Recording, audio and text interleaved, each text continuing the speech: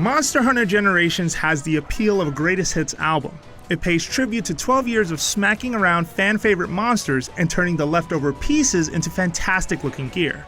Doesn't contribute a lot of new ideas or fix the aging clunky menu system, but its long list of tweaks and still thrilling solo and multiplayer combat make Generations a great package.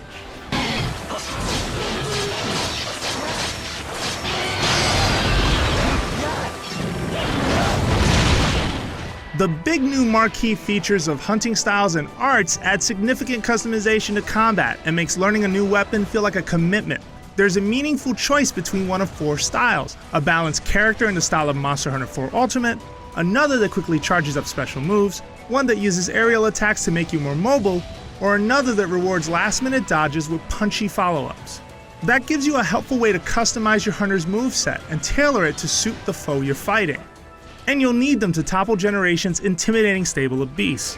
Whether you're fighting the Great Macau and its fierce outward jump attacks, the Nargacuga and its dizzying array of furious swipes, or Glavenus, a deadly large brute wyvern that swings a razor-sharp tail, the new Hunter arts will help you take them down with special attacks that unleash crushing Street Fighter-esque super moves. Might sound like a win button, but there's always a risk because they can whiff or be countered by an attacking monster.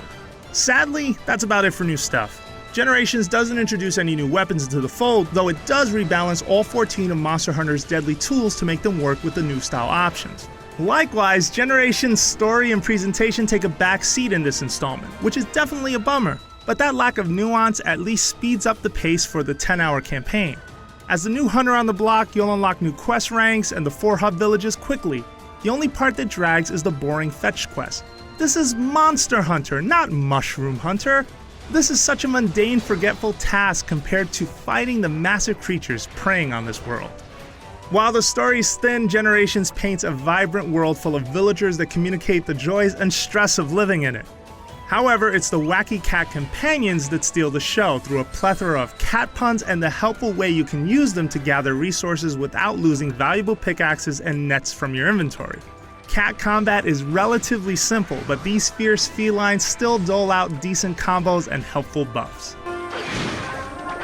The fantastic headline battles in Generations require lots of prep, which tends to be the slower part of this action RPG. While the updated menu art looks neat, the underlying framework feels neglected and shows signs of Monster Hunter's age.